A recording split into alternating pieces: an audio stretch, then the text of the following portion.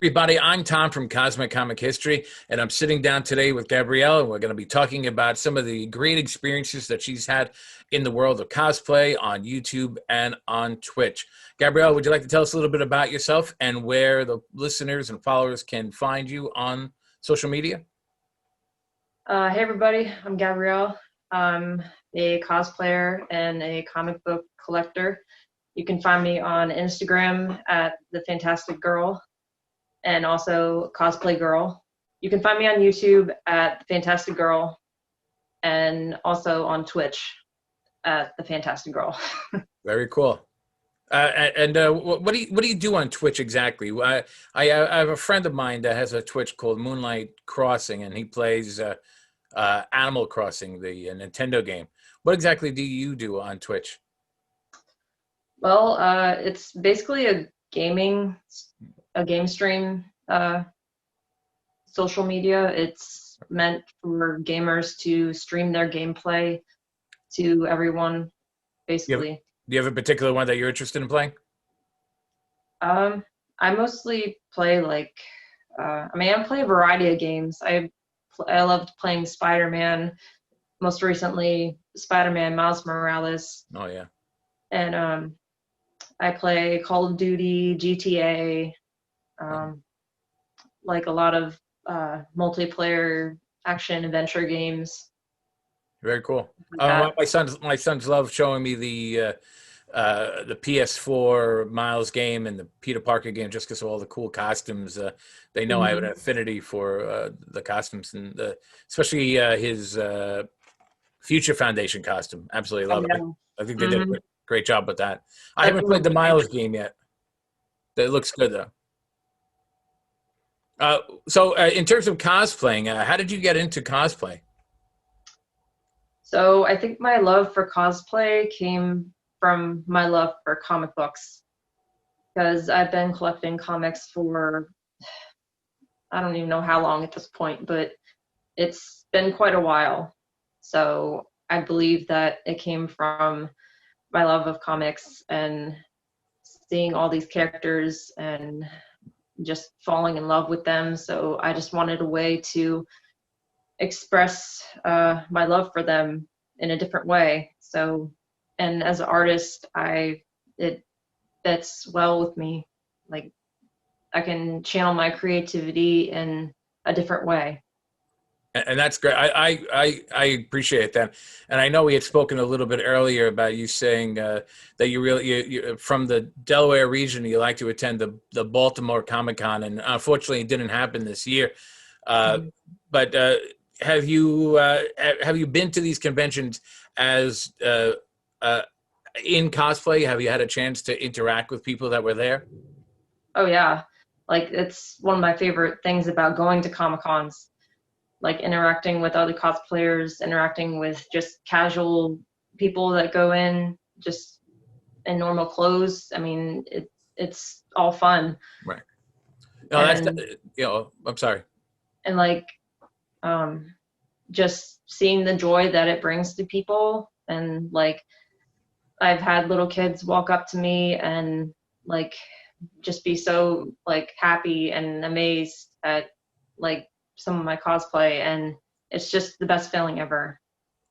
No, I'm with you on that. I don't cosplay as much, but I certainly will tell you that when I go to cons, whatever they are, New York Comic Con, Big Apple, it's always a highlight is seeing cosplayers. I've always just thought it is a really healthy, creative way to show your appreciation for the art form.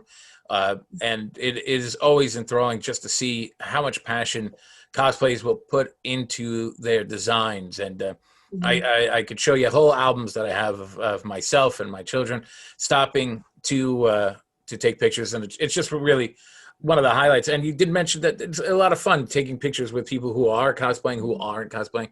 I'm sure you love it. I've always at first I thought it was kind of like, oh boy, I hope I'm not bothering this person, but as I've gotten a little older and more knowledgeable about cosplaying, I see that people actually really appreciate it when someone stops you and says, "Hey, can I take a picture with you?" But you know, and you mentioned some positive things. Have you ever had some Now the word toxic, right? Have you ever encountered some toxic fans while you're at any of these cons? Well, in person, not really. That's I great. mean, everyone's been very like cool and accepting Right. from what I've experienced, but You did there's qualify been that by saying in person. Are there any other toxic experiences that may have had either online or YouTube, Twitch, or any place? well, I was gonna say on Instagram there's have been a few like trolls we call them, Hmm. like comment a few toxic stuff on one of my posts or something, but I mean, there was always going to be someone that has something to say about your cosplay or whatever.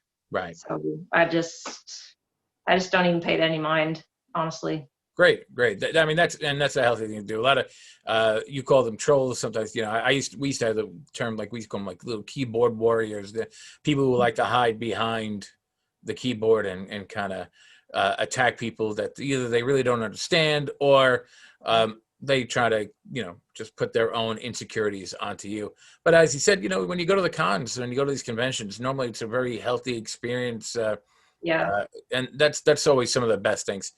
Uh, when you go to the cons, are you rolling solo? Do you have like a team of cosplayers that join you from the Delaware region? Um, well, at first it was just me going, but in recent years, I've gotten some of my local friends into cosplay, so that's that's really cool to have them come with me and cosplay as well.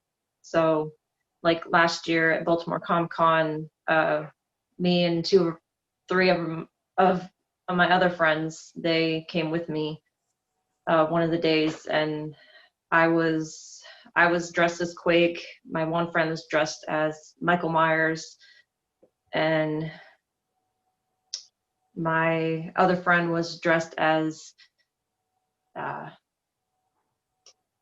Carnage and Gwen. It's like a mixture of Gwen, Stacy, and Carnage. I like that. Those are the great ones because those are the ones that you're not finding in Rubies or you're not finding online. Those are the ones that people really put that effort into and making it their own. Some kind of like Spider Gwen Carnage combination. That's Mhm. always a lot of fun. Do you find it easier to what do you guys plan out ahead of time? Who's going as what? There's a lot of thought go into what you're going to be wearing to this Comic Con versus the last one that you attended.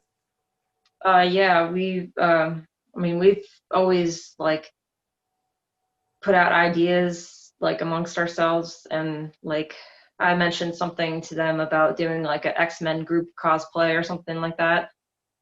I think that would be awesome. So that's something you haven't done yet. So that's gonna bring me to my next question. I've looked at your account and I see a lot of Marvel related cosplay. I'm looking at your shirt now, and we have the Sony Spider-Man costume on. Is there Mhm. now, other than the X-Men that you just mentioned as a group, by yourself as an individual, is there someone that you haven't cosplayed as yet that you would love to debut at the next Baltimore Comic Con when it comes back? And I mean, I have so many cosplays that I have going on right now. Like it's many to count, but like like What? there's a few of them that I'm working on right now, Right, right. and like that I plan on debuting next year. So So you clearly are putting a lot of time and effort into this. You put a lot of time, a lot of thought. I'm mhm. sure there's a lot of this that people are just not aware of how much effort actually goes into cosplaying, and I'm sure it's not easy. So what would you say is the hardest thing about cosplaying that most people are really not aware of? Well, I think it's mostly just the amount of time and money that goes into it, for sure, and also patience as well. Because when you're planning on a cosplay, whether you're buying it or making it yourself, it's it's a process for So sure. how does it start with it? It starts with the idea. Are you Hmm. drawing it out? Are you planning it out like financially? Okay, well, how much is this going to cost me? Where am I going to get these materials? Are these some of the thought processes you have to go through when you're plotting it Yeah, out? for sure. Like I just make a list of everything that I'll need and just try to plan things out accordingly from there. And then when I finally get to the designing or creating part of it, I just go with the flow. I Right. It's a kind of great feeling, kind of organic kind of method. Mhm. What would you? Now, you may not have totaled or anything like this, but is there a particular cosplay? Is there a particular outfit that you said, "Geez, this is the most expensive one I've ever made"? You know, do you register it like that? Do you think about it along those lines? uh, Sometimes. Or is this just my cheapness talking? Because I'd be thinking to myself, okay, I want to do this. I would Mhm. love to dress as Spider Carnage, but how much would it go into it? And is it something that I could kind of pull off? Well, I know that we all have like a dream cosplay that we all wish that we could do if we had the money. And, But and so I'm going to put you on the spot. Then I'm going to ask you that: what would be your dream cosplay if you had it? If you had a choice, if you hmm, had unlimited funds, unlimited time, what would be the cosplay that you would be debuting? I think Iron Man suit, to be honest with you, because I love this Iron Man suit, and that would be really awesome. Fully functioning, like mass sliding Yeah. up, everything. Mhm. That would be pretty cool. Those are definitely going to be, that would definitely be eye catching. Uh, Mhm. so as you're getting ready, I know you mentioned that you have a few in the work, and I won't a few cosplays in the work, and I won't put you on the spot and ask you to reveal what they are, but Mhm. uh, you are hopefully looking forward to debuting them in some way, shape, or form at an event, at a festival, at a con. Uh, Mhm. but unfortunately, we are now in this global pandemic that has been taking place, and we haven't got a chance to really go out and experience the comic culture in the way we were used to. Mhm. How has the pandemic affected your hobbies? I know, again, as you mentioned at the beginning, we could find you on all sorts of social media platforms, everything from Twitch to YouTube to Instagram. Has the pandemic affected the way in which you are presenting all of this? I mean, it definitely has affected like everything, but I think I've made up for it by starting to stream on Twitch and making videos for YouTube.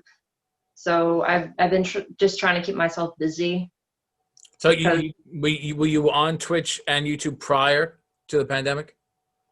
actually no. Right. I recently just started streaming on Twitch back at the end of August, I think. So it's like Jeff Goldblum said from Jurassic Park: "Life finds a way." Right. Yep.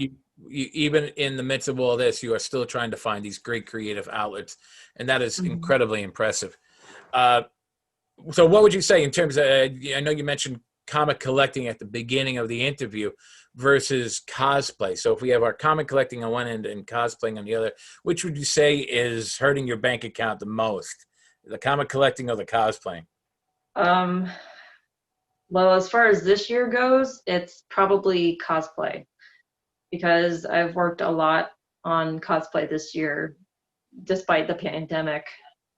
But I think overall, I think it would be comic collecting because I've been collecting comics for years and years. And I only just recently, well, I've been cosplaying since 2015. Okay. So I've So, collected comics for a lot longer than that. So right. And in terms of that time, have you picked up a book that you would say this stands out in your collection? This is your star of the collection. If somebody who's going to come to your house, take a look at your comic book collection, which would be one that you would really be front and center showcasing? Hmm. Well, I have quite a few. I have like two on display in my room right now. One is the Amazing Spider-Man 300, which is the first Okay. appearance of Venom, Sure, yeah. and also Spider-Woman number one. The it's not the original From one, but the it's from the the E2 line. I think it's the 2015 Oh, run, okay. Spider-Woman, Oh, and sure. That's a great series. it's signed by the artist of the cover. So That's pretty cool. Yeah, I used to have Amazing Spider-Man 300. We lost it a long time ago. I wish I had it. It's such a great book, and it's worth a mhm. pretty penny nowadays. I wish I had it, still had it. So many books that I had. Kills me when I go online and I see people having all these sales. I'm like, I had that book. I had that book. It's gone. It's gone. Like Uh, I would say my holy grail that I would want more than anything is Fantastic Four #1 because mm. I love Fantastic Four. Well, I guess Fantastic Four. You got the Fantastic Gamer Girl, and I'm sorry, Yeah, I love the Fantastic Fan Four Stick kind of yeah, sign. I love it. That's great. yeah. Hopefully one day I'm a big Fantastic Four fan as well. Hopefully one day they'll be able to get it right on screen. They've tried a couple of times, but Yep. so far no luck. The best Fantastic Four movie I always say is The Incredibles, right? So Yeah. hopefully they'll get it Hmm. right. So just let's pretend for a second. Let's fast forward a year and let's just assume the best. Let's be optimistic. I was going to say pessimistic. Let's be optimistic and say that everything is cool and Comic Cons are back on. And fast forward next year to Baltimore Comic Con, you're turning down the aisle and you see your all-time favorite person from all of nerddom.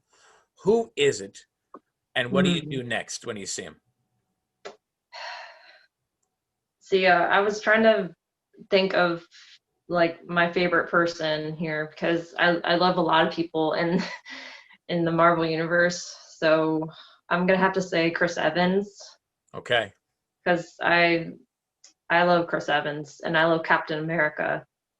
And so I would I honestly don't know what I would do.